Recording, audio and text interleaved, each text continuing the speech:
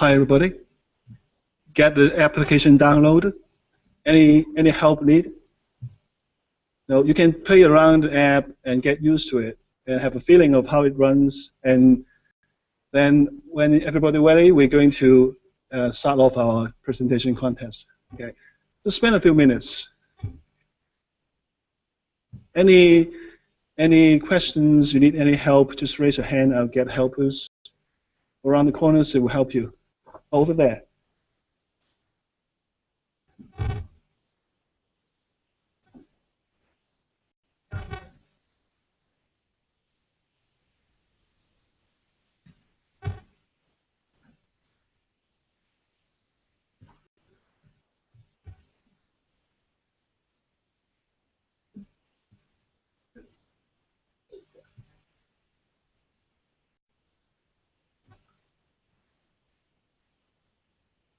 Agree?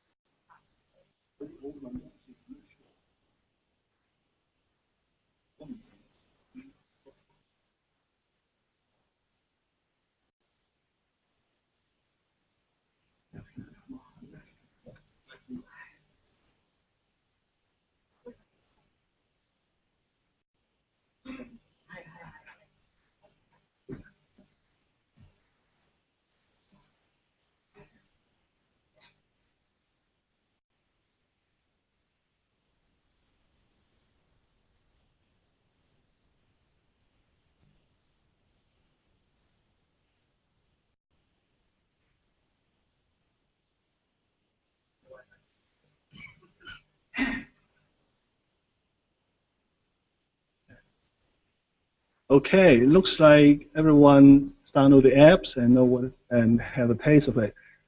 Now we're going to about to start now, and let's have people to initialize the system first. Just wait a few seconds. Now, can you guys do me a favor? Don't use the apps now. We're going to initialize the database, and afterwards we're going to start the real things. Okay, so you guys are going to vote for the presentation later on. If there's any questions, we have a helper around, so don't hesitate to put up your hands.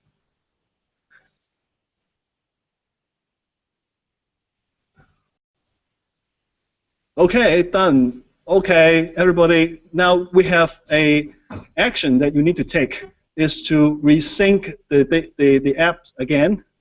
If you are Apple users, you see button. One more slide.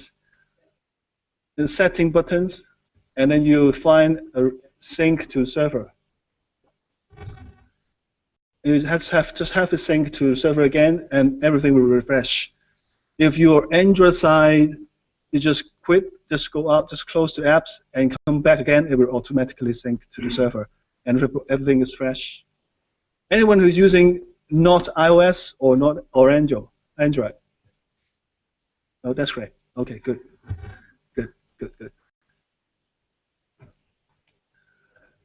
When you come back, you should you can check your apps. You should have access to all the presenters, 6 of them, and you see the evaluation forms.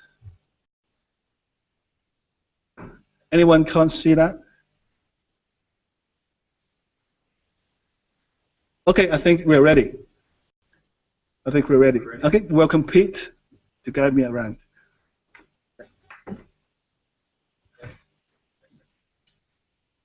1, 2, check. All right, how was lunch? Huh? Great time, huh? Great food. I heard a lot of Great conversations and networking, so it's fantastic.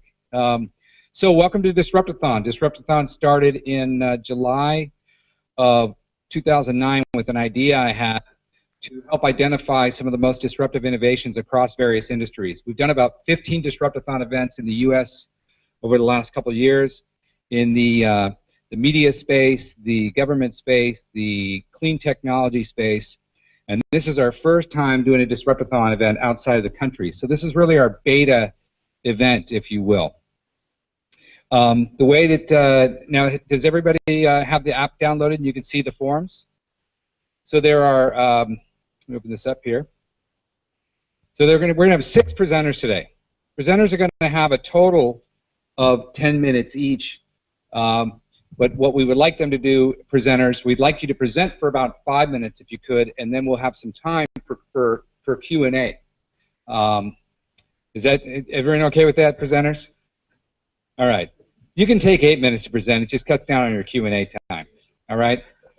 Hey, you changed it to 10 minutes from 3 before I got here. So yes, we are being disruptive. We are being disruptive. So this is intended to be a fun event. It's intended to be interactive. You play an important role in this event because your feedback is going to lead to the awards that you see on this table here. We have 4 awards that we're going to be presenting. We're going to, and it's based on what you input here. Now, what's important about the input is that a 1 is the lowest score and a 10 is the highest score.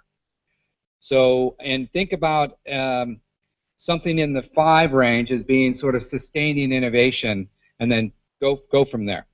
So 1 is low and 10 is high. High is better. High is better. 10 is good. 10 is good. 1 is not so good.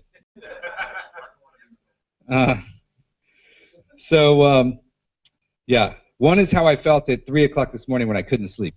So anyway, so yes. Right. Yeah. Don't give them all the same score. Try to really think about the scores. So and the awards that we're going to give are best presentation based on your presentation rating, most viral. So you think if something has a viral potential. Translational potential is, does this app have the ability to be used in multiple countries? Can we change the language and get the same experience out of the application? And then, is this app disruptive? Does this app have the opportunity to change?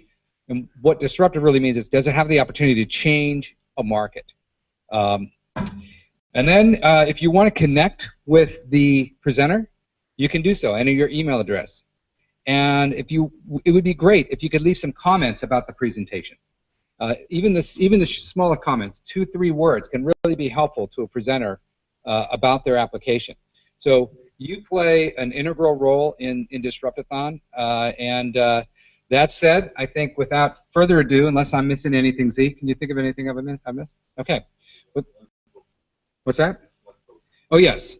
1 person, 1 vote. So you vote for somebody once. That's right.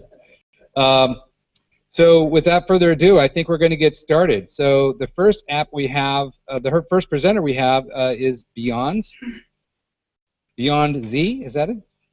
Okay, come on up. Now, okay. We're going to do a little IT here.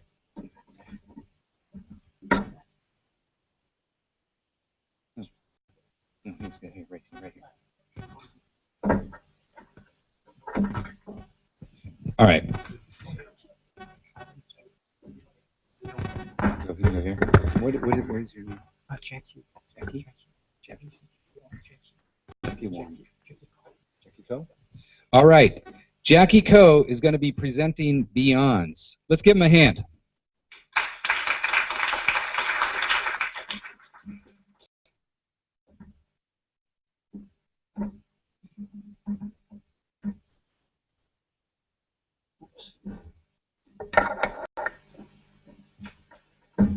the name of your app Darts Revenge? Is that the name of the app? Okay, so the name of the app is Darts Revenge. Beyond the company. So hi, everybody. Good afternoon. I'm Jackie from Beyond Sea Company Limited, and we are a local Hong Kong apps, mobile apps developer.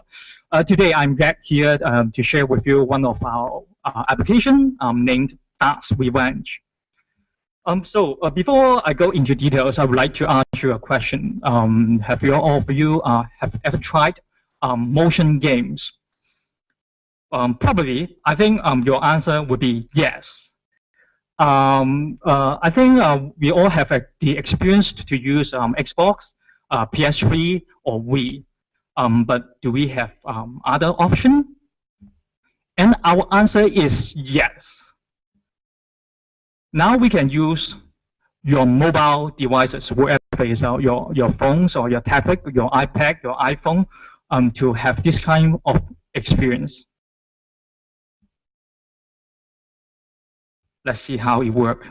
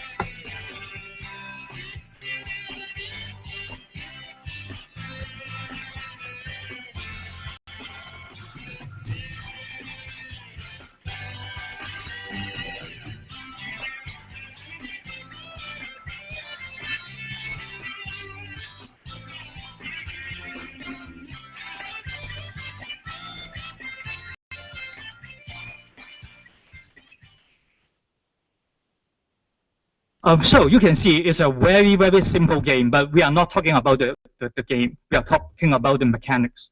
So you can see there are performing features about this application. The first one is easy, is portable. It can be played everywhere. You can use it in your office, at home, or in the toilet. Okay, second, you don't need to use any additional sensor devices. That means just your mobile phone can work. Third, we can use any moving object to act as a sensor. For example, you can use your finger, you can use your hand, you can shake your body to control the game or the application.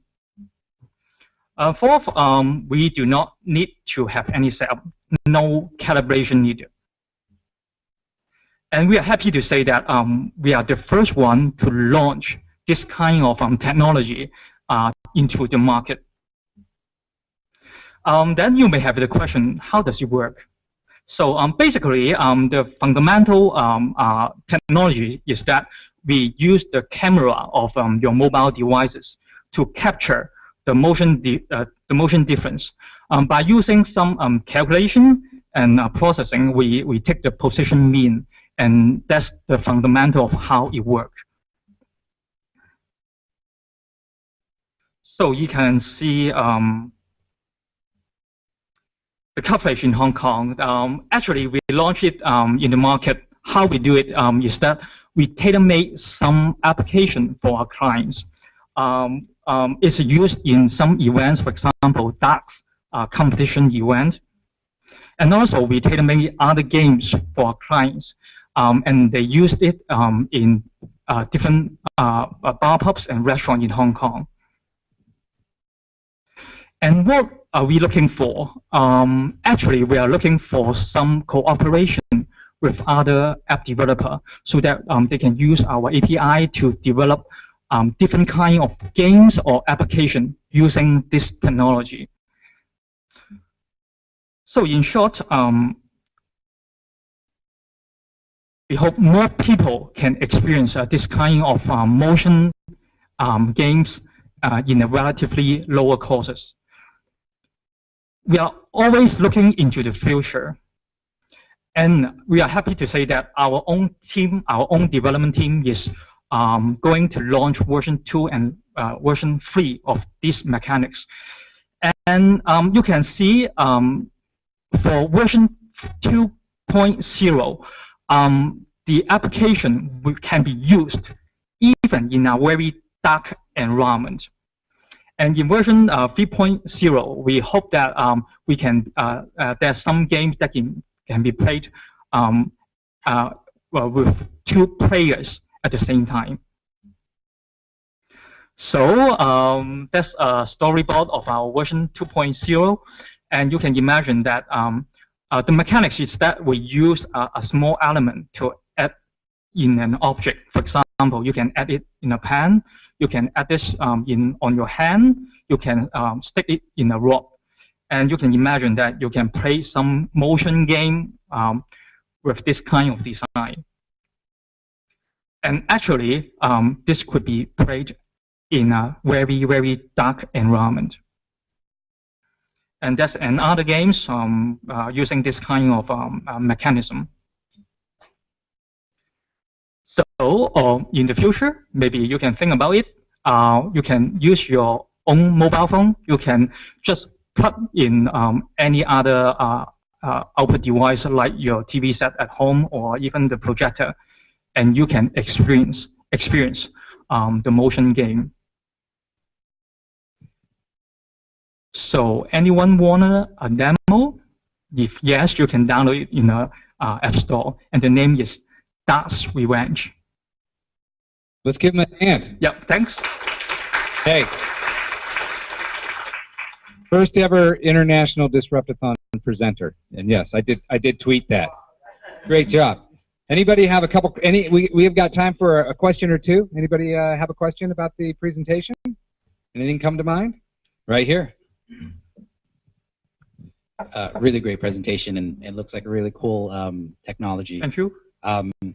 Your thoughts on building a, I guess, a developer environment, an ecosystem, right? Are you releasing APIs so people can build on this platform, or is it just strictly your company building the games? Actually, we have already API for iOS version, and we are now building in the Android version. So basically, we have a launch in the market with our tailor-made apps for our clients, and also we have built an API, and we can launch it with other apps developer. So basically, what I saw you there, so Fruit Ninja could potentially use your API to make their game now a... Yes, if they want to. Thanks. Excellent. Well, thank you so much. Thank you. All right. Okay, 1 down, 5 to go. So our next presenter is Mr. Jason Chu. You met him earlier of Cherry Picks. And I have a feeling Jason has some disruptive technologies to share with us. Oh, yeah. While Jason's getting set up, please enter your votes. Enter your votes for the first presenter. Yeah, Todd? Oh, yeah, D-Demo 12. DDEMO12.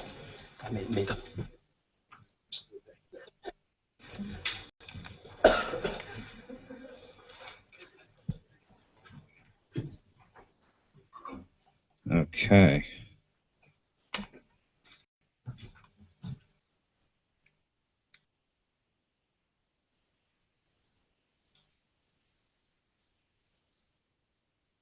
There we go.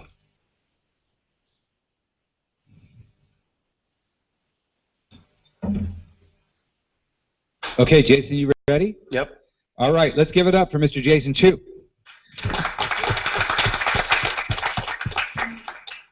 Good afternoon. Happy to be back here. We are very focused on mobile user experience, and we believe that it is everything to do with our shopping behavior, daily life. So using multiple senses of human being, we try to create the future of shopping today. I'm happy to introduce a new product or a concept of future of shopping, Smart D. The future of marketing and shopping is about to be rationalized or revolutionized, and the current outdoor media and in-shop media that we have today have a lot of problems. It is extremely intrusive and not environmentally friendly. In fact, it hits you everywhere you go.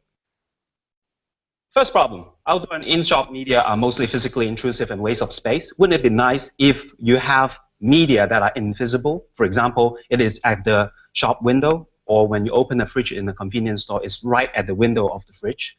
So the solution is, can we embed all the advertising in transparent LCD, or in the future, OLED, or other cool technologies on display, which are going to proliferate in the next few years, or even now? Second problem, most of these interactions are absent, meaning advertising in outdoor media or shopping experience is one way. The brand doesn't know who the user is, and the user are not engaged. So the second, what we want to propose in terms of disruptive elements is digital interaction. In here, Tom Cruise showed us the way 10 years ago. A consumer in front of a digital panel can do all kinds of digital interactions to get engaged. So this is the second element. The third element, we solve another problem. User can take away their engagement after it's finished. So this is download to mobile. Remember, there are many ways to download to mobile. There are NFC, Wi-Fi, 3G, Bluetooth, but none of these work because it's too expensive. It requires the phone to be better equipped. We want every phone to be able to do that. We want it cheap. We want it low cost. And that's Sonic. So I just show you 3D. First D, display, transparent LCD. Engaging, wow, invisible, environmentally friendly. Second, digital interactions, engaging for consumers. Capture their shopping behavior. Third, download to mobile. Get the experience downloaded away, and you know who the consumer is. With this 3D, what do we have? With a patented experience, 2 patents behind this, and 5 more on Sonic. We want to change the shape and form of shopping everywhere in the world.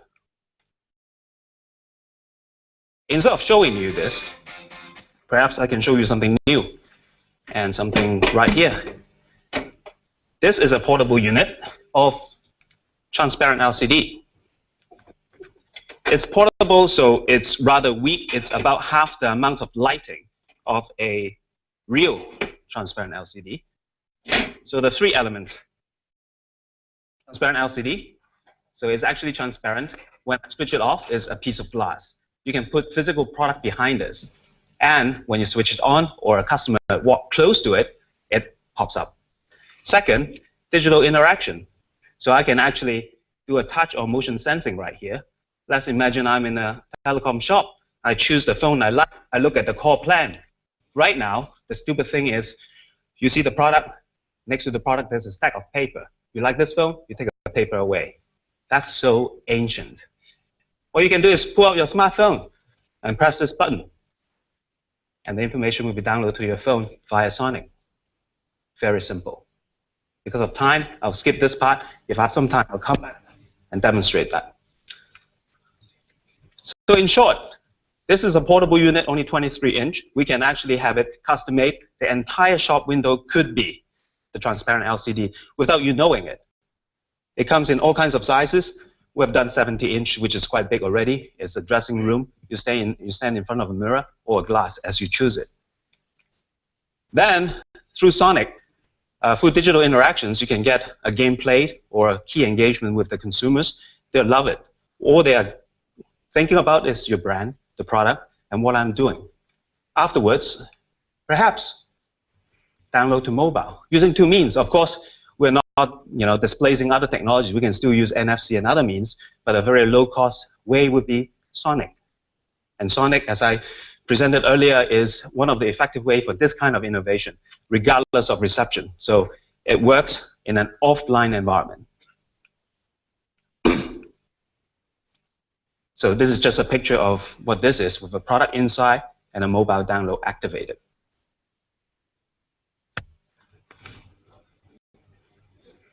We are not manufacturer of transparent LCD. What you see, this product is from a subsidiary of Samsung in Korea. We aim to use all the future technologies. I know maybe there are some speakers who will talk about Google Glass. We'll do iWatch. We'll do graphene. We'll do OLED. These, to us, is part of the elements for engagement. We already have display deployment in China for Hennessy. Perhaps I can show you this.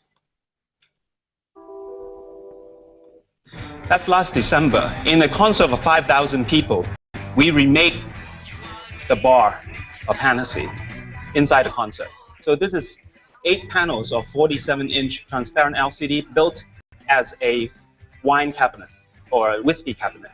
So there are real whiskey behind these cabinets, and it is a randomizer to help consumers choose their drinks. So a consumer will go up to the bar and then press a button, and drinks will be chosen for them. They pull out their phone, they can download all about drinks.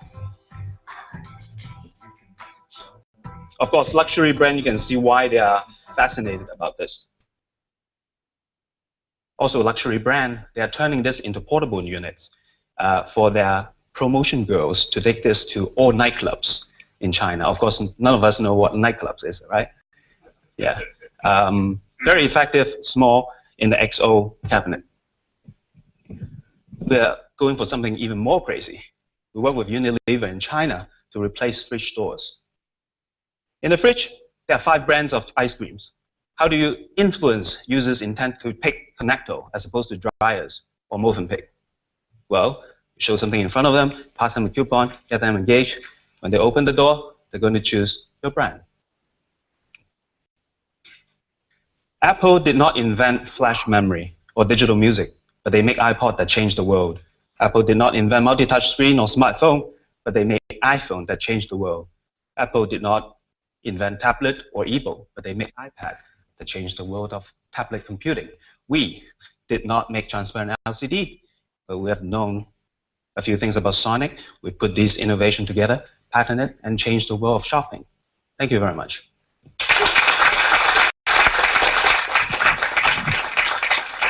Great job, Jason. Okay, we got time for a question or two.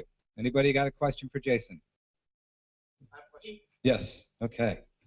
Mr. Santana, please use the mic. So I'm just curious about, you mentioned Sonic. There's no touching of the actual screen, correct? It's just of the transparent glass. When the gestures come and when you swipe, did you actually touch it, or was it? There are two. Okay, the digital interactions depends on what you implement. Okay. Right now, we have implemented touch. Okay. So I'm actually doing this touch. Perfect. But obviously, I can do a motion sensing, like a Tom Cruise style. Yes. Yeah, it's kind of hard to put in motion sensor in a portable unit. Beautiful, though. Yeah. And on the Sonic part, there are 2 ways to do it. One is to press download, and then it emits the Sonic so that the consumer can download it at the time, or it can be initiated from the mobile itself, Okay. that the mobile user press download from their phone and get it. Cool. Beautiful. Excellent. Let's give him a round of applause. Again, thank you, Jason. Thank you. Okay, so now we want to bring up Miss Jacqueline Chong of Green Tomato. Oh, hi, Jacqueline. How are you? Nice to meet you. Are you ready? Oh, yeah, she's ready. She's good. She's psyched.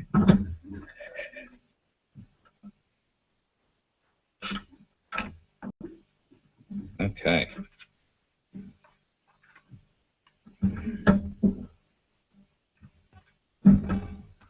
Okay, so please get your ratings in for Mr. Jason Chu's presentation while Jacqueline's getting set up. Yes.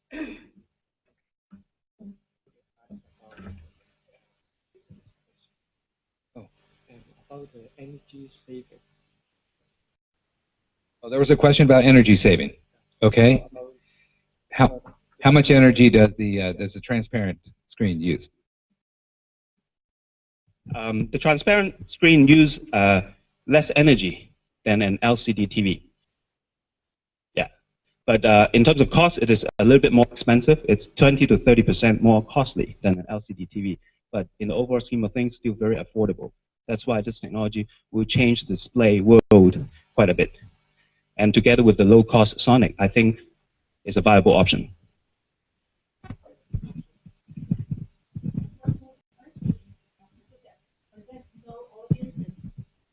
Yeah, and another question about energy saving is it when there's no audience in front of it, then it will be in a standby mode, and so okay, that helps a lot in really the energy consumption, is it? Correct. I think it's up to how you want to implement it.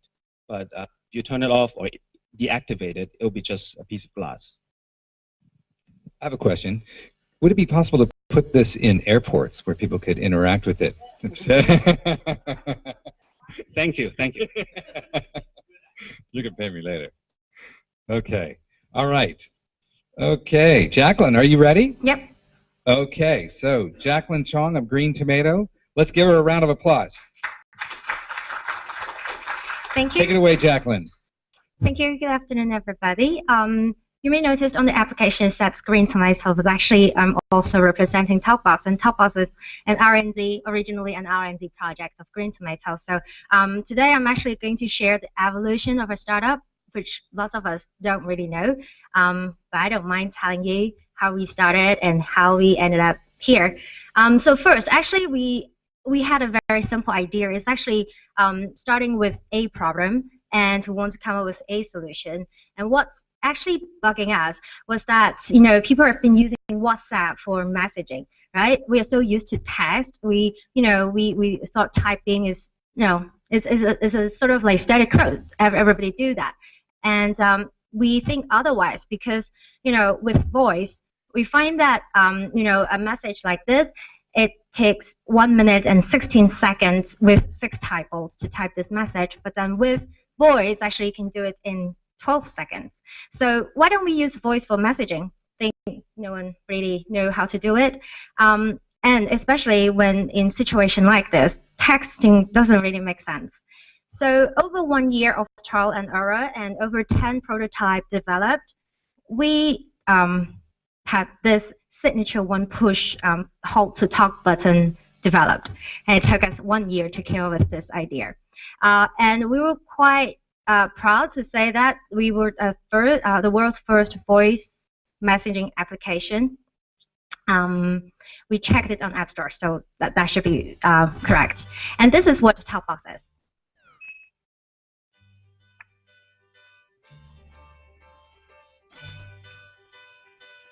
Oh, I could hide beneath the wings of the bluebird as she sings. The 6 o'clock alarm would never ring, but it rings and I rise, wipe the sleep out of my eyes. My shaven razor's cold and it stings. Cheer up, sleepy Jean. Oh, what can it mean to a daydream believer and a homecoming queen? Cheer up, sleepy Jean. Oh, what can it mean to a daydream believer and a homecoming queen?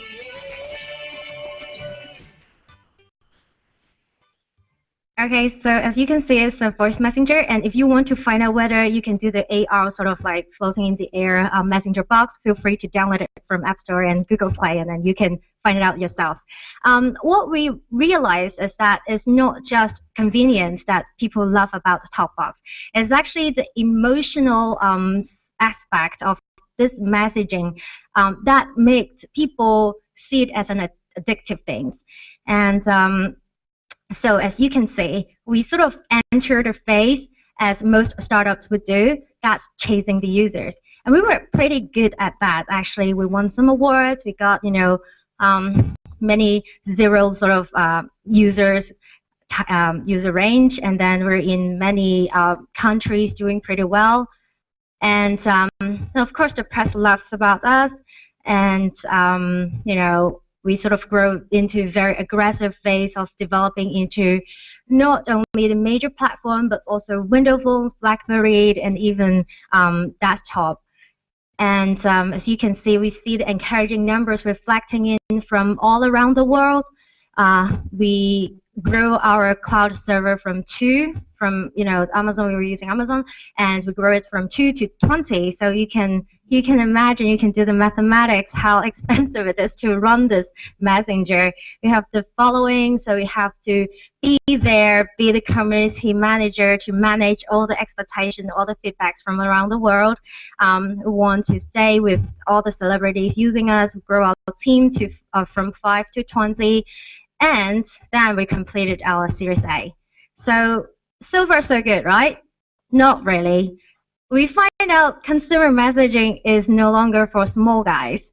The reason why I said it is because gradually we realized there are over 50 copycats in China, and not only that, we are very competitive, so that doesn't really intimidate us. These guys frighten us. Tencent, they have their messenger using the voice messaging as the core function, and Naver's line is growing aggressively with tons of marketing dollars that probably budget for our many years.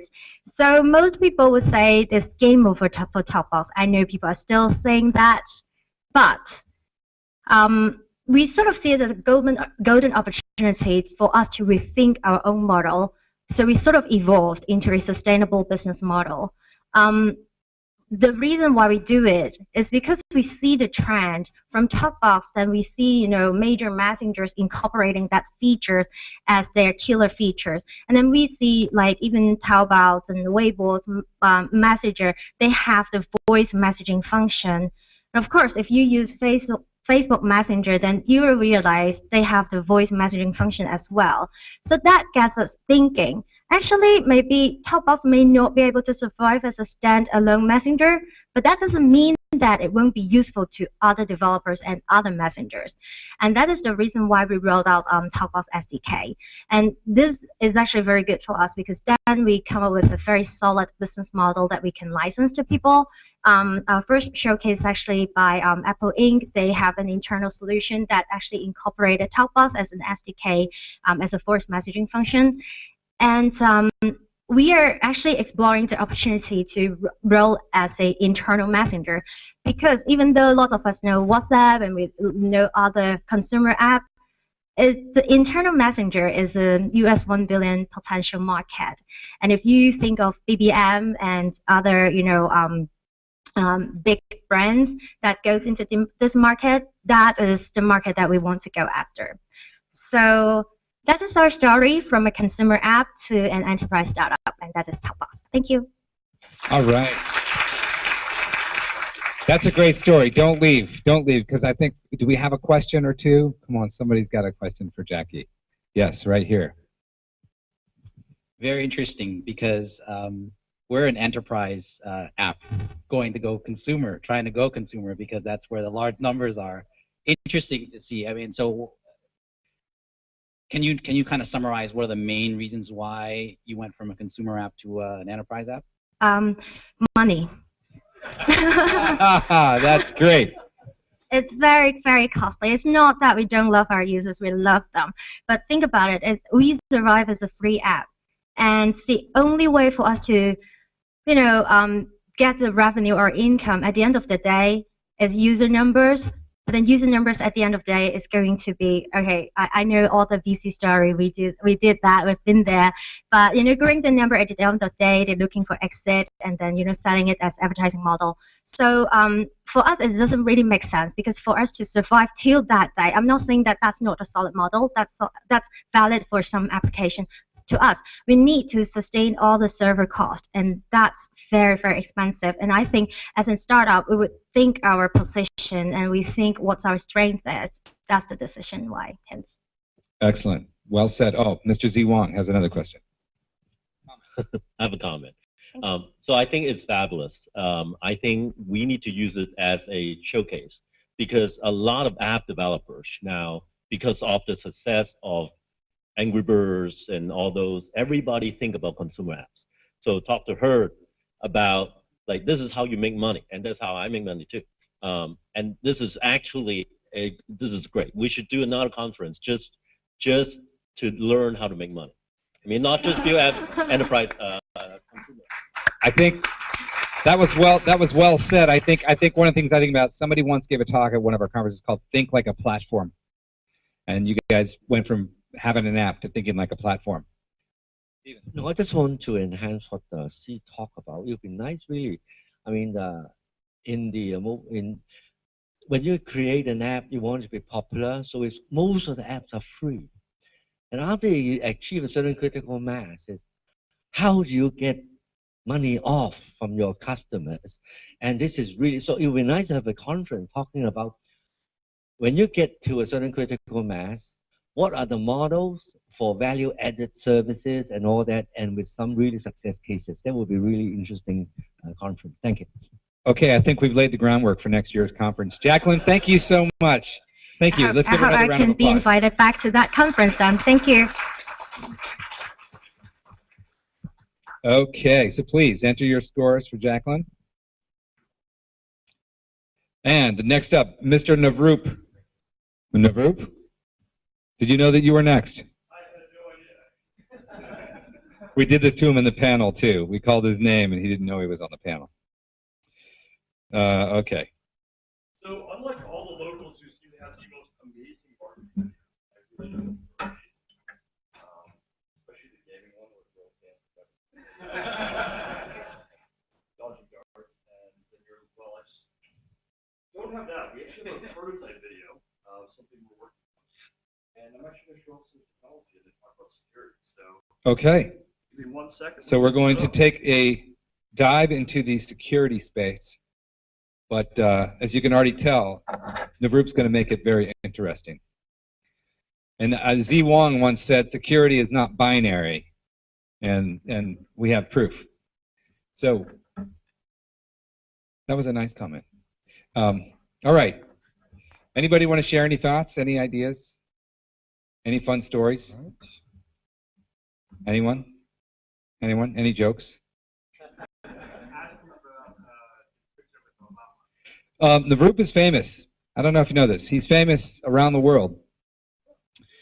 He has his picture with President Obama, and he's wearing a pink turban, and it became a viral photo on the internet. A true story. True story. So you can what is Obama? Obama was wearing a suit that day.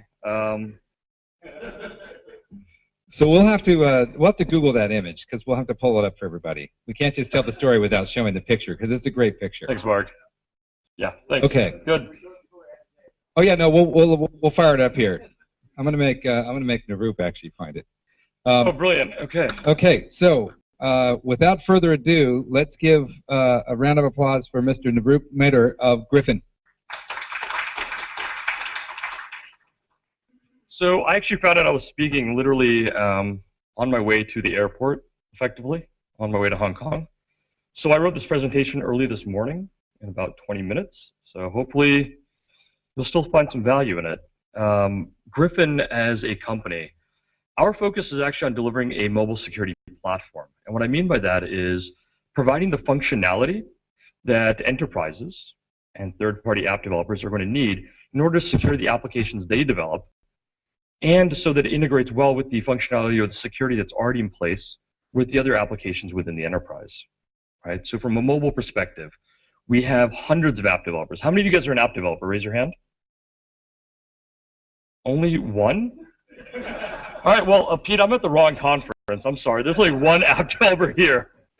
I could swear a couple other companies here were app developers that presented before me. But so the point being is that if all of us were to take our applications into the enterprise, and all of us had to then interact with their systems or interact with the other employees or your customers, and the enterprise now has to administer different security models, they've got a real nightmare on their hands, right? So you have the device and application management folks, like Andy, who are going to help you make sure you can monitor the device, track the device, clean the device, get an inventory of everything that's on it.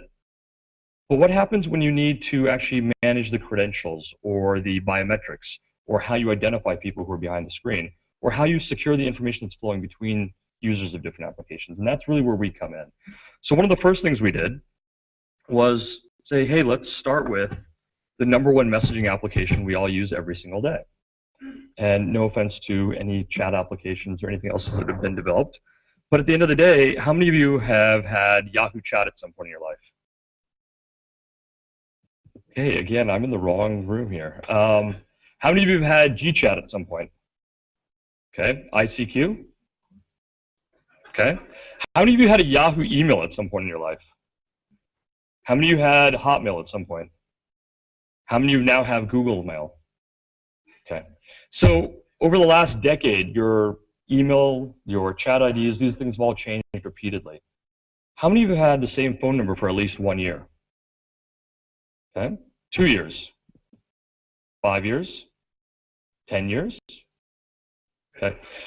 So in the US, this is a little bit different when you're in parts of the world where mobile technologies are first coming to being, but for us, the last decade or so, we've had a consistent digital identity. It's actually been our phone number. In fact, it's the most ubiquitous digital identity we have, and it's been the most constant. Every other way of communicating with me has changed so many times in the last 10 years, I don't even remember my old email addresses anymore. For all I know, there are people impersonating me out there on them. So we decided that we would actually correct the SMS and MMS security model, the technology we all use every day to send each other text messages. And we decided to provide encryption at rest and in transit. And we decided that you should be able to attach DRM. You should be able to have a message expire. You should be able to have it disappear off the screen. You should be able to set a limit to the number of times it can be viewed. You should be able to, determine whether or not it can be copied or forwarded, or whether or not the attachment can be saved. And you should know full well that whatever government party or carrier is transporting that message for you can't actually read the contents of that message. In the US, at least, we have something called the Fifth Amendment right.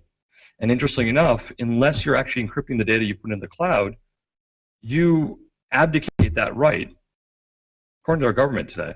So for the Americans in the audience, this is information for you guys. We knowingly abdicate our rights every single day when we don't use security over everyday protocols that we've all gotten used to, that we think are actually point-to-point or person-to-person. So we decided to do all of this, but we decided it had to be done with a single touch. So that one little blue button in the upper right-hand corner, once you touch that, security is now on. And all the different encryption that would have taken ages to set up in the past, having to exchange keys between trusted parties, figuring all that out, happens automatically and seamlessly in the background with a single touch. So we solved all that, and then we realized, well, there's a different problem. And that's, how do you actually know who's behind the screen when you have a high-value transaction? If I'm sending a picture of my anything to a girlfriend or someone else, I want to know it's specifically going to her. If I'm going to be moving $1 million or $10 million across accounts, I want to know that my bank really has validated that it's me behind the screen. If my identity is going to be asserted on my behalf, I also want to know the same things. So this video didn't embed properly, which is why we're going to play it in the browser. And in theory, we're going to show you a little bit about mobile behavioral biometrics.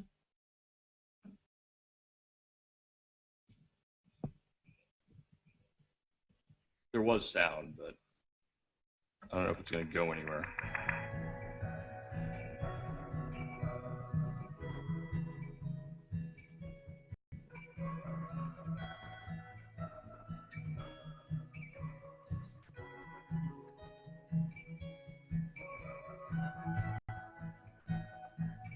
So right now I'm training the device to understand who I am by the way I interact with the physical world. Now I'm going to authenticate to the device, and it recognizes that it's me. And now one of my assistants, Tracy, is doing the exact same thing, and lo and behold, the phone knows it's not me touching it. Same thing when Carl puts his hands on my phone. And it comes right back, and sure enough, I'm still me. The idea is that we need to be able to extend the way we authenticate ourselves and assert our own identity to make it based on something that we actually are, as opposed to something we possess, something that can be shared or stolen or passed on to others. And so what we're trying to do is bring these different elements of being able to provide the security for your messaging or the transport of different types of content, as well as the authentication side, and in the future, different types of novel methods of context-aware authorization to app developers and enterprises. And now let's go back to the presentation here.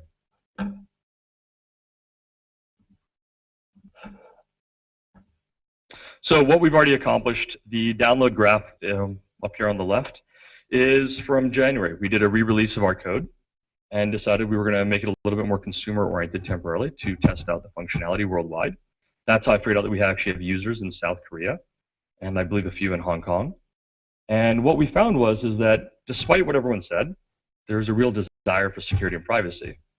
The app took off on its own and started growing upwards and to the right. So the spikes on January 10th get replaced on the 16th. By the 29th, those two big spikes turn into the little humps at the bottom of the 31st. And that's what happens over a few days. We've got 2 patents pending, owing to coming back to the discussion we had this morning, we really believe that you need to have a solid IP portfolio. I'm actually against building companies without IP, just as a matter of fact. We won't do it because, frankly, you're undervaluing yourselves at that point. We've got 3 trademarks. We've got 2 more patents under development. There's a large pipeline of BD we're now going after in regulated industries, so healthcare, financial services, law enforcement, defense contracting. The folks who have a real vested interest in knowing who's behind the screen and who's interacting with their systems. And we're signing on distribution channels right now, the first of which is Symantec. So, quickly blowing through the rest of these slides here, Reid Hoffman had said privacy was dead, and I think Reid was completely wrong. And the proof of that is actually in something that most of us did at some point over the last few months. We probably at some point downloaded either Snapchat or Facebook Poke. And if you think about what they promised, it was this concept of an ephemeral message. Something that disappeared off the screen, something that lived for but a moment, right? At the end of the day, that's security. You now have the comfort and peace of mind knowing that this message that was never meant to outlive you will not outlive you, right? What they sold you on was a dream or a promise of security, and they underdelivered, right? The vulnerabilities of Snapchat and Facebook Poke are well documented at this point. It sits in the cache, sits in the gallery, a number of other issues. But that's really what's taking place. So anyways, coming back to where we're taking this long term, we're building a security platform. And the functions we build will be sitting underneath hundreds of other applications one day. So that's it. Let's give him a round of applause. Any questions for Narup and his relationship with Obama? All right. When you do that authentication, do you use a password or do you use biometric means to identify who you are? So there's actually this interesting misnomer that a biometric has to be either the fingerprint at that point or facial recognition or an iris of some sort. And my background is actually in biomedical engineering. So before I ever went to the security side for a decade, I spent many years in a lab somewhere doing really boring stuff. And one of the things that happened in the lab next to mine was they discovered that you can use the way we walk, stand, or sway, the physical world, right? I'm standing right now, and if you actually had the right kind of camera on me, and we're actually to create a line model, we'd be able to understand what kind of muscle atrophying diseases I may be subject to, or how those diseases were affecting my body. The interesting thing is, you start looking at all that mathematical data, that statistical data on what makes up my movement in the physical world and what that gives away, it all falls within a certain specific range. And that range is actually a biometric at that point. It's a statistical biometric based on modeling my interactions with the physical world. And it had the accuracy of a thumbprint. So they can positively identify me from behind as I walk through an airport, with a complex computer running an algorithm. The interesting thing is we said, well, why can't we reapply the exact same thing to the mobile device? And why can't we repurpose all of the sensors that are behind the screen? So we didn't invent the iPhone or the Android platform, but we are certainly going to take every single sensor they've got behind the screen and repurpose them for our own needs. And so it's actually working on a multi-factor statistical biometric, which we now call IdentiTouch because no one knows what I'm saying if I say anything more than that. So there you have it, the future of security. Let's give him a hand. Thanks, guys. Narup, thank you very much. All right, enter your scores for Narup and Griffin, and let's bring up Barga Pender from Mobomo. M-O-B-O-M-O. Okay. Say that 3 times fast.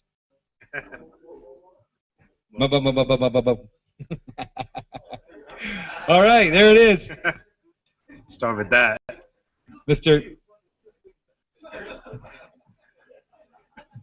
That's not Photoshop, ladies and gentlemen. That's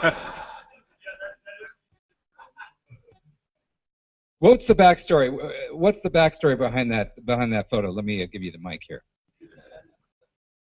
Yeah, Barg loves this photo. He's been talking about it for like 2 days here.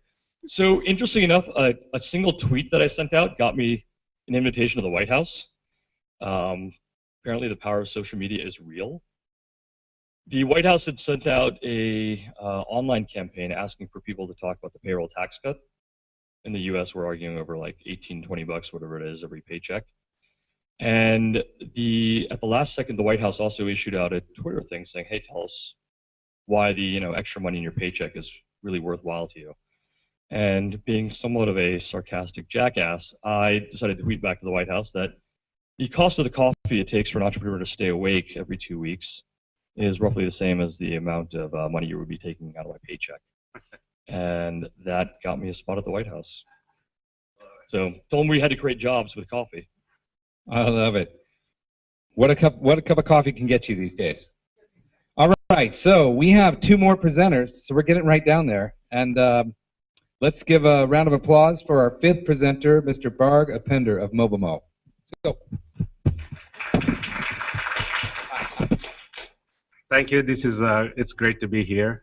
First time in Hong Kong and China. This is actually the best food I had yesterday with good friends on the bridge. So that's before, and this is after. The crab didn't stand a chance. Can you go back to that one? Yeah, sure. Trying to go to the White House. All right. All right, so we're Mobomo. As I mentioned, we're a global product development company. So we're headquarters in DC. We have a design shop in Argentina. We have a dev shop in India. And we're looking to grow into Asia, the rest of the Asia, actually, I should say. We build products. We design, build, and ship products. We take a sort of a lean startup and agile approach to product development. I was actually one of the first sponsors of Pete's MoDev conference almost 4 or 5 years ago. And his rates have gone up since then, but it was $50 5 years ago. So thank you, Pete, for it's happy to grow with you. So we build iPhone, iPad, Android, mobile web, and Windows Phone 8 apps. And we're starting to experiment with wearable computers, because I think that's the next extension of where we're going in terms of software development. So how many have you guys heard of Google Glass? All right, about 30–40% of you. Basically, it's a computer. It's not available commercially yet. They're planning to launch it maybe Christmas of this year.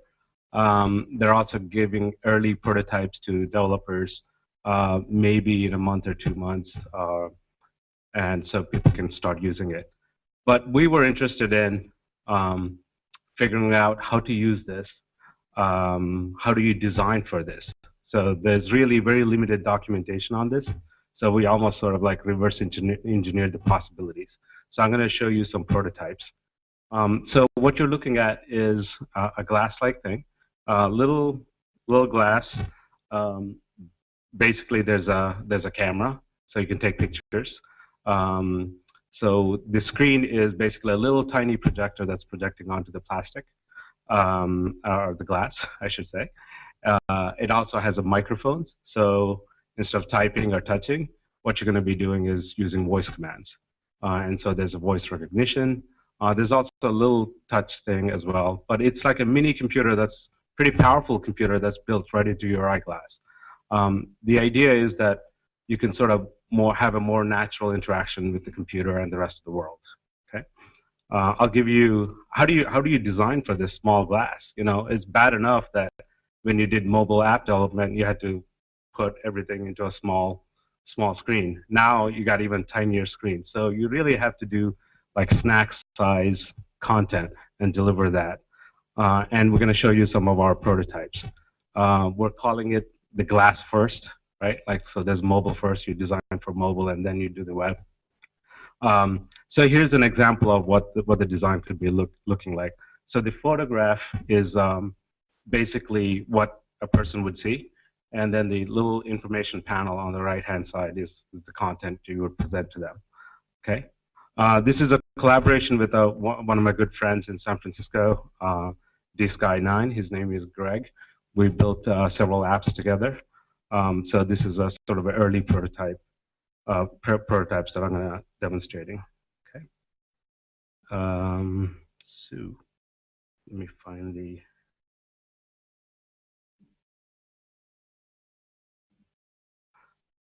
All right, one more.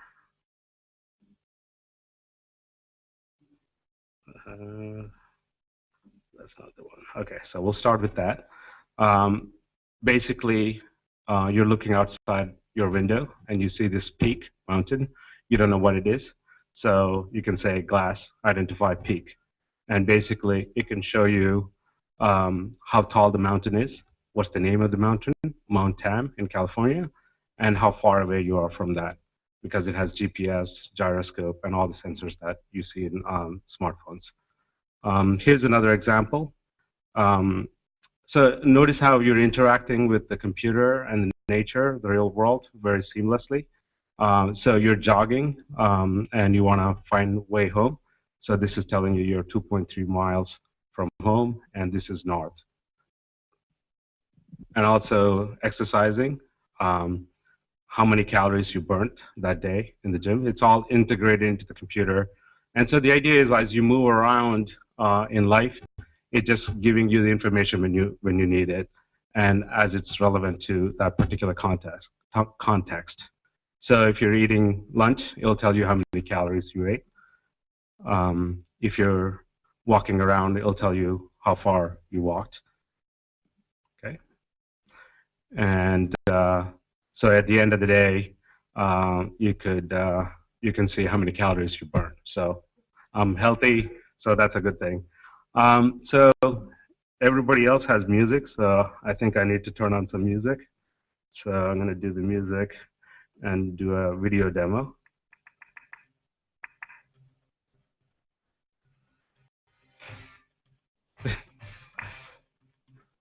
Okay, now I have to just, so here's what a running app could look like. So, well, let me just kill this one first. Sorry.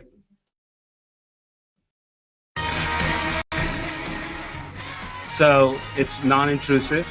It's telling you how much time has elapsed, what kind of pace you're doing. So this is just a simulation, right? And we're just getting ready to, design for this platform and stuff. Same thing. You can have a compass displayed. So as you move your head, it will change the orientation of the graphic. All right. So the other sort of big thing that I'm going to present is, this is the last demo, it's a game. It's a social game. Once again, it's the interaction with the outside world. Imagine yourself on a tall mountain on a cool night, and you're looking at the sky. All right. So how can you use computers to basically enhance that experience that you're already enjoying, right? So what you can do is basically say, okay, glass. You can say play Starfinder. Okay. Once again, this is a simulation. There's no SDK or anything yet, but we're designing the user experience and we're kind of experimenting with what the user experience would be. So it says, welcome back, Barg. And this is global score. So you could be anywhere in the world. These are the top ranking players in this thing. So you can say play game. And so play Speed Stars. And it's going to display a constellation. And the objective is you're going to look at the sky and try to find the constellation as fast as you can. So it's timed. And based on that, you would get score. So you get 3, 2, 1. And it draws Orion. So that's what the stars look like. And it draws out the pattern. So now you have to move your head and try to find that pattern in the sky. So that's an example. And it'll score you, and then you can have a global global score. So that's pretty much the demo. So I'm going to talk about the company a little bit. So that's what the old reference to the Orion constellation. So it's a star finding app. It's for the smart glass. Google is not the only player. There are multiple players working on this. And notice it's also a social game, the high score. It's a very trivial example, but you can compete with other people in the world. And this is just a start. So DSky9 is a publisher, building best-in-class apps for the smart glass. And really, I think this is the most important part. The idea is that the computers become part of your life without being intrusive. We're looking to raise funds, and that's our information if you need to reach us. Or if you have money. Or if you have money. Let's give him a round of applause. That was great. That was great. Has anybody in the room seen a Google Glass, actual? Not the real thing. Anybody going to develop apps for Google Glass or wearables? You are? Nice. Yeah. I think we got a lot of developers. I think we do. I think any other questions? Anyone? Anyone? Oh, Mr. Santana. Yeah. But it's clearly going to be the new frontier for Google, and I just wanted to congratulate you that this is like the first time I've heard of people developing already, but just that demo was awesome. So. Oh, thank you. Very, very. Yeah, Greg and I collaborated on. We believe in we love nature. It inspires us. So we built a marathon app together, and so this sort of is a natural extension. It's actually sort of core to one of our missions is to, enjoy, get people out there, enjoy with the nature. So yeah, appreciate it. And does the Google Glass run off your phone? Do you have to have your phone with you still? Or? No, you don't. It has a computer built in. I think having the phone will augment other things, other capabilities and stuff. So yeah. All right. Thank you. Excellent. Thank you so much. Just give him a round of applause. And please enter your scores for Mr. Barg Appender. And let's bring up our final presenter of the day, Mr. Sean Loingrath. Am I pronounced that correct? Of Roambi. How many people are familiar with Roambi? Roambi. Roambi? Roambi? We don't pronounce it. All right. I've been saying it wrong for about 4 years. Roambi is a great data visualization company. Highly recommend you check them out on the app stores. I'm going to try to not stand behind the podium, to change things up. Is the mic around here?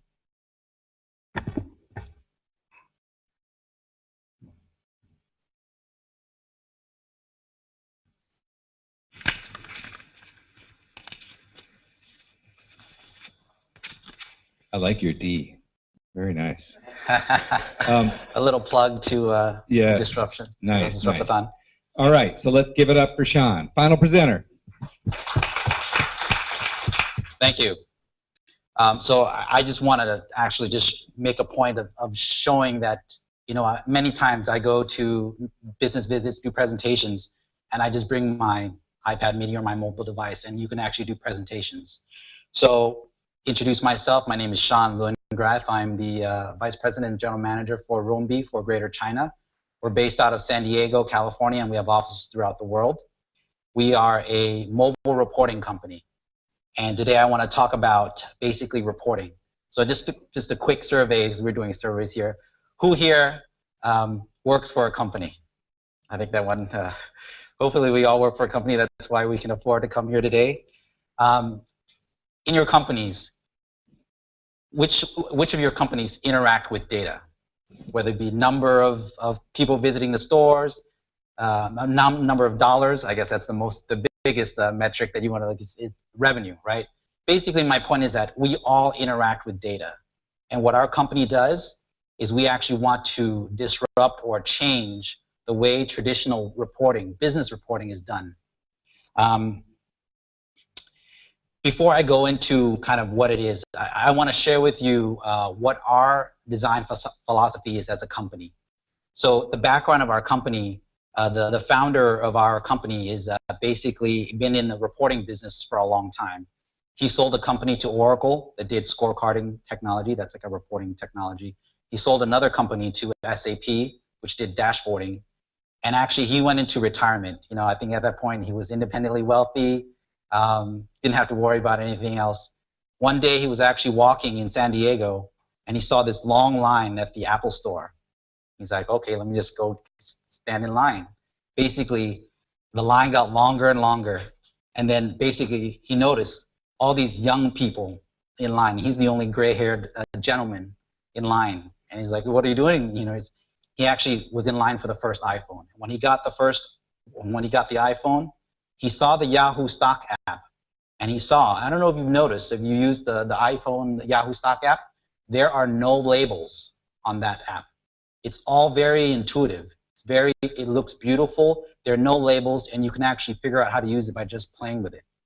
And from that, he was inspired to build this company, Rombi, which is mobile reporting. He envisioned that mobile was going to make it to the enterprise. So that's what I'd like to talk about today, is how we are going to disrupt and are disrupting business reporting. So first of all, our app design philosophies. So who in here used to have, I mean, this will actually tell how old you are. Who in here will admit that you had this machine or this device? I used to have it, right? This is the coolest thing, right? It had a button for everything. Mono, synchro, echo, whatever, right? But not the most simplest thing to use. What happened was actually Apple came out with a device that just simplified it, and that just basically took off, right? Another survey, who actually owned this device? I actually owned this device, okay? It's the Trio, you know? Is this engaging? You know, back then maybe, you know, it took you from your desktop Windows environment and shrunk it down to a small size. Was it engaging? We know what is engaging. Apple came out with this device that's engaging. You play with it and you love it, right? Last question. Who owns this device? Okay. Can I ask you, if you gave this to your grandmother or your grandfather or your auntie, or would they know how to use it? If you gave this device to them, would they know how to use it? You can actually give it. I have 3 sons. My youngest is 5. He's actually more of an expert than I am. They know how to use this because it's very intuitive. So basically, we feel that to gain user adoption, which is the most important thing, is adoption. You need to be simple, intuitive, and engaging. So I'd like to show you kind of these core principles allow us to disrupt the traditional business reporting. And with these 3 things, we feel that that's the secret to success. So what we basically did is we took themes in the consumer world, right, which everyone is used to using and so forth, games like Angry Birds and so forth. We actually combine that with the principles of enterprise software. So it's a term called consumerization of IT, right? But we all know it's disrupting IT, disrupting enterprise software. That's what we want to do. So this is actually what software is for business reporting. This is traditional business reporting. It's either this is, I won't say who it is because we are frenemies with these companies. We actually use their data, but we actually make it in a much nicer way. But this is basically what reporting is like. I mean, the other thing what you can do is basically Excel, spreadsheets, and so forth. So we actually designed a game that basically what the enterprise version of Angry Birds would look like if the enterprise developed it.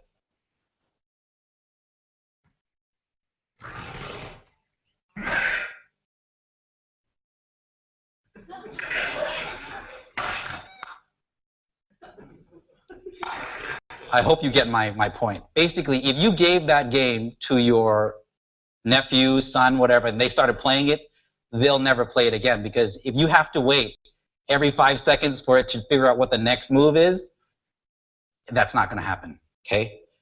this is an example of what people say is a really good business report. You know, it's all on one page. It's got not a lot of information.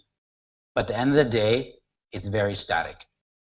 Like I said, the worst case is you actually can take Excel. Most companies will use Excel. And we actually will even take the Excel experience and make it a mobile Angry Bird style interaction. So this is actually, oops, let me go back. This is actually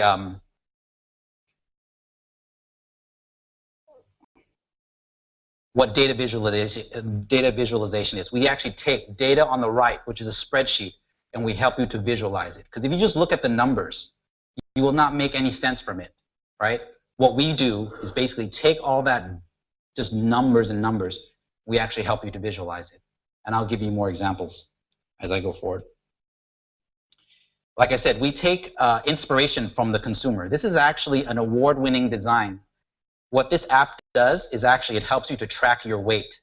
For those that's trying to lose weight, every day you actually track how much you weigh. And actually you can play with it and it'll show you graphs and so forth.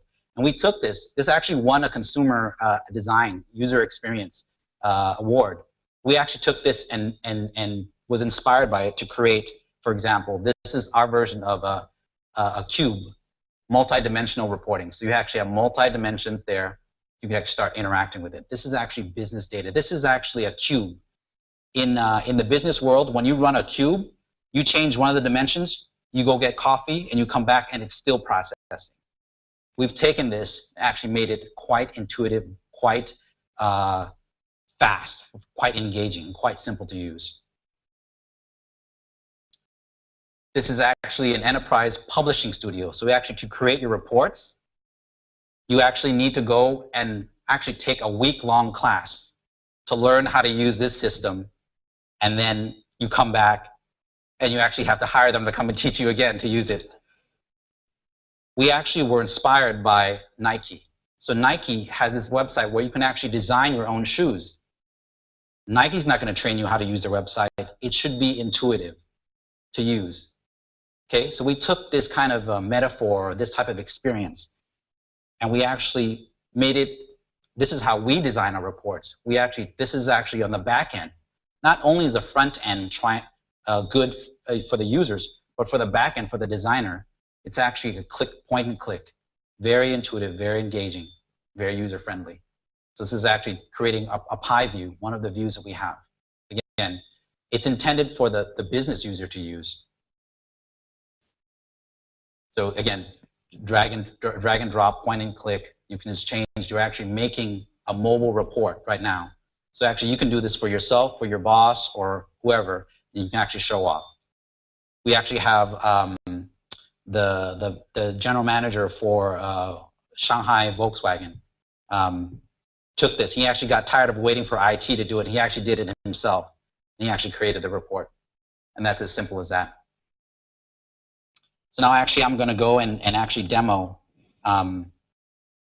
the app. So actually we have two apps, the bottom right hand here, bottom left hand. It's called Roamby and Roamby Flow, and I'll show you what that is. So this is basically what it looks like when you go in, and we look at data basically in 10 views, 10 ways of looking at data. Now we took the Steve Jobs approach of creating and developing versus the Bill Gates. We basically, Microsoft style is basically you can do whatever you want, open, flexible, but a lot of people ended up actually not doing a very good job because it's just, you create a very bad user experience. We actually took the opposite and we said we're going to hire a team of designers that will make the best experience and the best colors and basically allow you to do some customizations, but we actually are going to make it a great experience. So actually, let me show you an example. One of my favorite views, one of my favorite ways of looking at data is who here has heard of a heat map? So basically red, yellow, green, right? We've taken this concept and we actually, so basically this is red, yellow, green means red is you're not performing well, green, yellow you're doing okay, green you're doing great. So this is actually a electronics store company. So you actually have products on the top. So all these, each column represents a product, and then you have countries on the left. You can already see where the different areas are doing bad or good, and actually you can just start analyzing. So in China, under desktops, we're doing red versus so forth. And I just want to show you, so let's say you want to focus on China. You actually go in, and now you actually have all of China here. You can see all of the people that are doing well. So just imagine you're the general manager of this product company. And so you're in a meeting with all of your product managers. You say, okay, all you product managers for these products, you can leave the room. Monitors, you can leave the room too. Okay, all you guys that are left, you have to explain what's going on. Okay? You can actually look at it different ways. Again, you can just see the way I'm interacting with these tools. It's point and touch. It's very intuitive, very engaging. Again, you can actually play with this. So we've made it a free version that anyone can download and play with it. We made a cloud version, which basically you don't need to install anything. You just upload spreadsheets and make it work. And then we have an enterprise version where we will integrate into your reporting system. SAP, Oracle, IBM, Microsoft, we integrate to all of that natively. So again, but we are an innovation company. We want to disrupt the whole industry.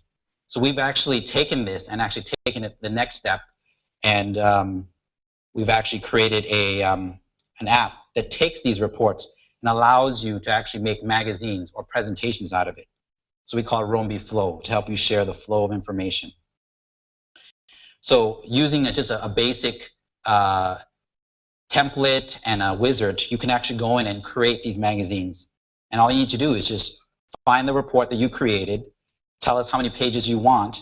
And so, for example, in this page, you can see that there's two articles. One article is about this information, and you can read it, and then you actually afterwards you can start interacting with the reports. You can change it to different KPIs. Look at the market share. Interact. Again, it's just beautiful.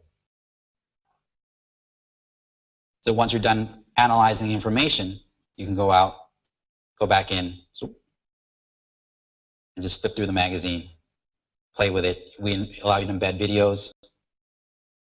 Again, with some you can continue to read and interact, drill down, analyze. One of our customers in a Fortune 500 company, the CFO said, he uses our software in the morning. That's the first thing he looks at. Within 15 seconds, he knows what he needs to focus on for the day. And we also allow you to do basically presentation style. So you can actually create your PPT, import it into our software, and we will allow you to actually embed the reports that you've created and just allow you to interact. And you're doing presentations immediately in front of your management. Continue to analyze and so forth. You can then, basically you can import any image, and we allow you to put like hotspots or pins where it's actually attached to information.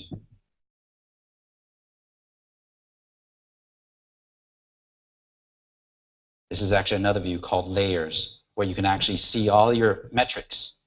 And then when you want to drill down, just pinch and zoom, keep drilling down, say Hong Kong, actually all the products in Hong Kong, and you can see all this information.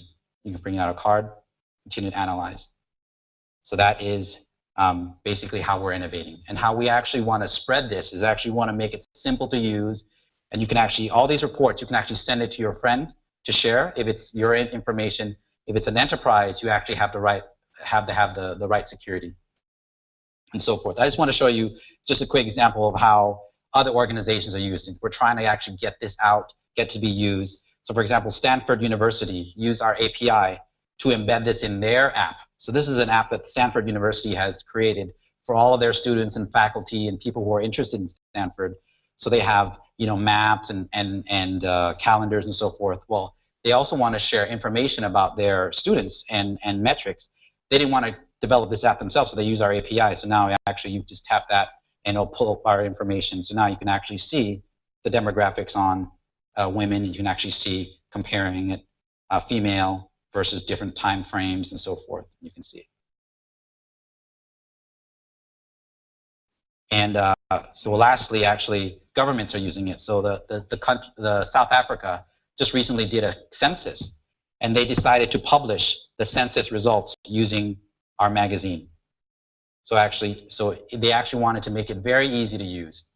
You know, you actually want to see the level of education. This article here, you actually see now that in South Africa, you can see that, you know, the secondary education is the highest, where everybody has had education and so forth. So that is our app. It's called Rombi. And so we actually want to disrupt or change the way that information is published and shared in the business. That's my app. Excellent. Let's give him a round of applause. All right, so please start to enter your scores for Rombi. And do we have anybody have a question? Oh, John. Thank you, Sean. I don't know whether it's a question or not, but just something I'd like to share with you. I've been working on ERP solutions for donkey years, for 20 years. And I've gone through the pain of producing EIS, you know, Executive Information System. And in those days, when I was a programmer, there's no such thing as mobile and all these fancy things that you've got. And I realized that the strength of the ERP solution is actually very much in the accuracy of the data, right? The database itself, right? How you can produce the data. So with your product, your source of data is actually a spreadsheet. So no, I have to produce a spreadsheet in order to plug into your system. Is that correct? So we actually will connect. Because not every company will have an ERP system. So the most basic is a spreadsheet, whether it be Google Docs or even Excel spreadsheet you can upload. The enterprise version is actually, we will integrate to your BI system. Okay, so you have API to plug into Yes. my database, Yes. my SQL, and things. Yes. Okay. That's great. Great. Yeah. I wish I'd known about that 20 years ago, but the technology wasn't there. Yeah, exactly. When this came, we wanted to make this solution. All right, thank you, Sean. One more round of applause for him. Let's give it up for all of our presenters.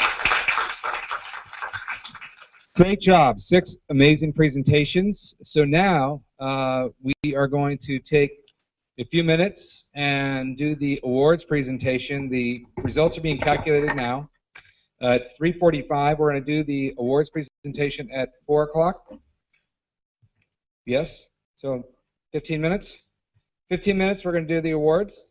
And then at 4:10, so then we're going to do the Cyberport tour at 4:10. All right, so just everyone take a few minutes, chat amongst yourselves. We're going to do the fun awards presentation at 4 o'clock. All right, thank you. Let's give away some hardware. Okay, ladies and gentlemen, it's time for our awards. So please be seated. All right. The moment that we've all been waiting for. Let's come in. We're going to give away some awards here. Wrap up your conversations. And I don't know if we made this announcement, but there is no wagering today. All right? So don't let us see that happening. Okay. All right. So are we ready? Yeah. Okay. So now we invite Mr. Erickson to present the prizes to the awardees. So the first one is the finalist award. The first one goes to Beyond Z. Beyond Z. Finalist award. Where are you? Where are you? Come up and get your award. Thank you. Thank you so much for presenting. There you go. There you go. Finalist award. Oh, come on. Over here. Represent pictures.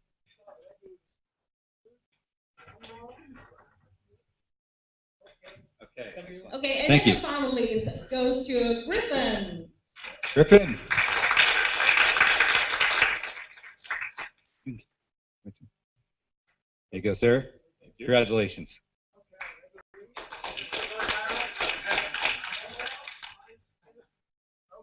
Thank you. Congratulations. So now it goes to the trophies. Okay, the First trophies. trophy is the best translational potential, and it goes to Romby. Romby, best translational potential. Wow, that's heavy. Feel that. Here you go. That goes on the mantle. Okay.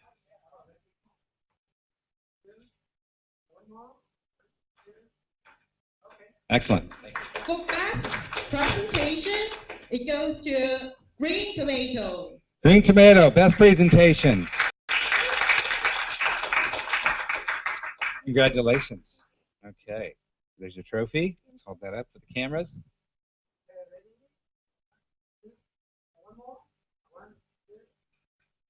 Okay, thank you. The next one is viral potential, and it goes to MoDev. MoDev, let's go. Bringing home some hardware. Nice job. Viral potential, congratulations. Sure.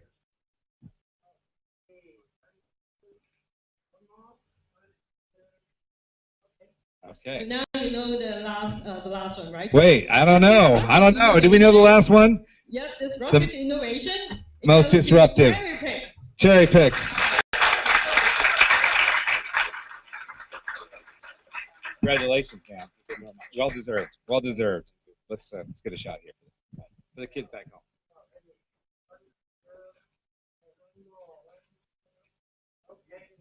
All right. All presenters, can we come up and get our presenters? Stay here. Yeah, with all presenters. All the awardees, please come to the stage. All presenters. A group photo. While the presenters are coming up, we have these really fancy MoDev stickers for your laptops. Please get one on your way out. I carried them 8,572 miles. So please, by all means, don't leave without getting a sticker. Okay, let's get a shot here. Let's see. Let's get just presenters. I need to get in this one.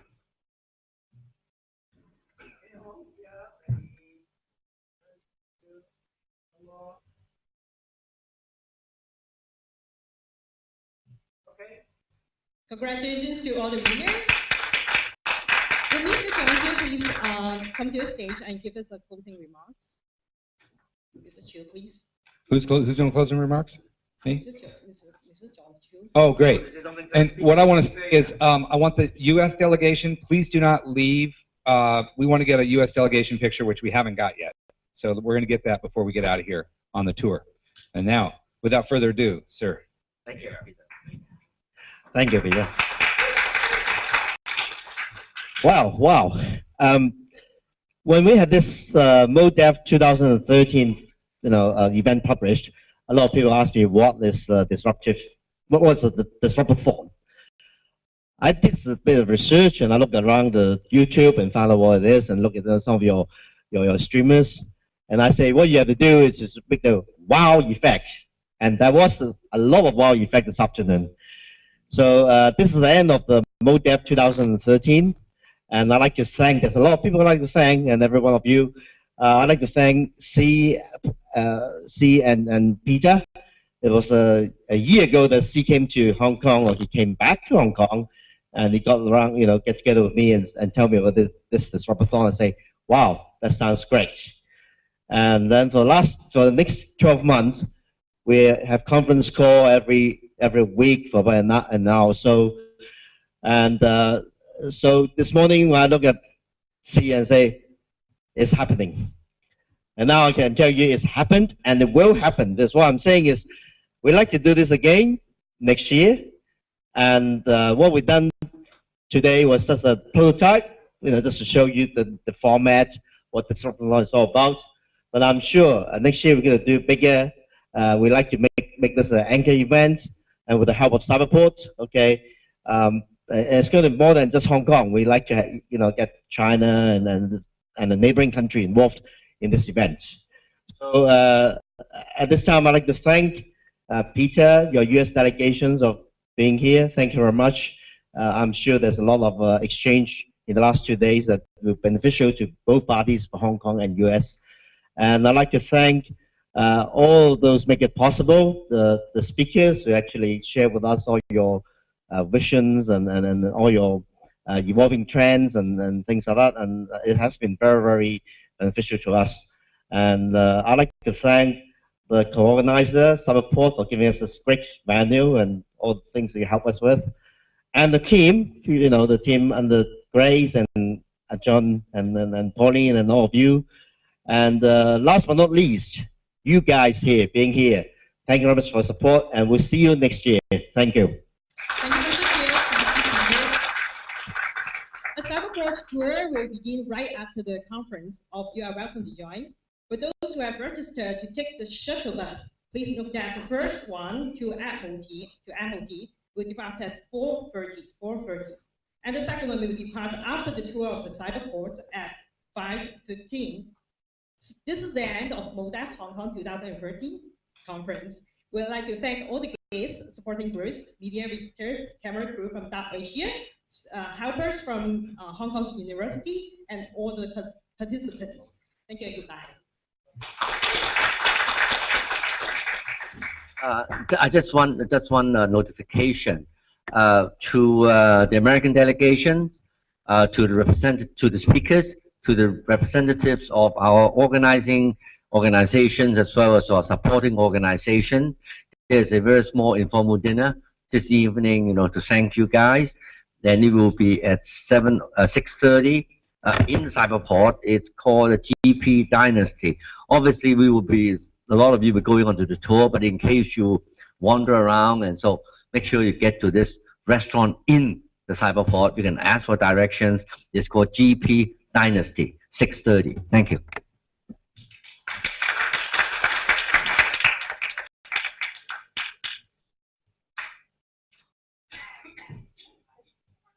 Anyone who want to join the shuttle bus at 4:30? Okay.